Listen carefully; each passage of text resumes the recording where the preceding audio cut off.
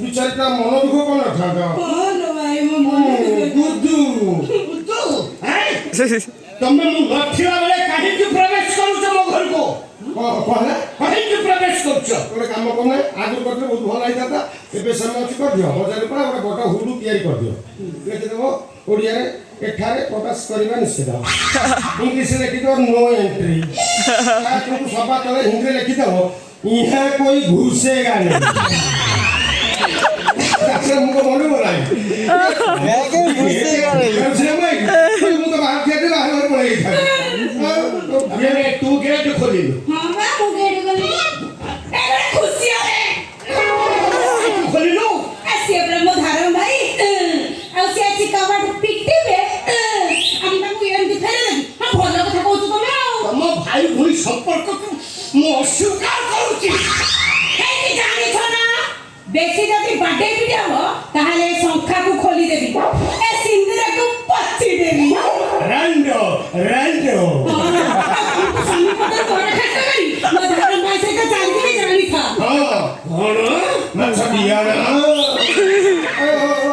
ଧରମ ଭାଇ ମୁଁ ତମ ଘରକୁ ଆସିଲେ ତମ କ'ଣ ଅସୁବିଧା ହବ? ମୁଁ ତମ ଘରକୁ ଆସିଲେ ତମ ଶରୀର କୋଉ ଅଙ୍ଗ ଶୁଣେଇ ହେଉଛି ମୁଁ ଦେଖୁନି, ମୁଁ ତାକୁ ଚିପି ଦେବି। ପର୍ଟିକୁଲାର ଜାଗାଟା କହିଲେ କାହିଁକି ମୋ ଘରକୁ ଆସୁଛ? ପ୍ରବେଶ କରୁଛ, ତା ଘରେ ରଙ୍ଗ ବୋଳି କରୁଛ। ଆରେ ମୁଁ ଡେରି କରୁଥିଲେ ମିଶିକି ତ ଗାଧେଇଥାନ୍ତ।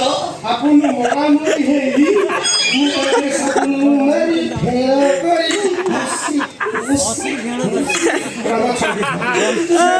ସାବୁନ ମାରି ଫେଣ କରି ତଉଲିଆରେ ଘଷି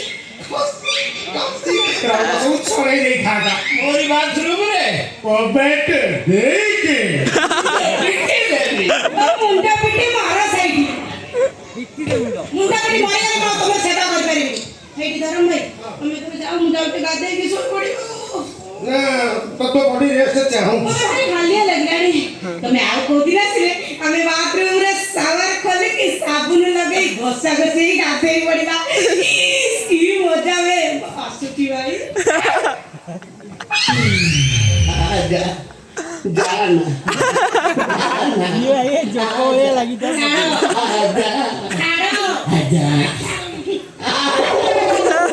ଇଏ ତ ସର୍ଦେଇପୁର ଷଣ୍ଢ ଭଳିଆ ଆଉଛି।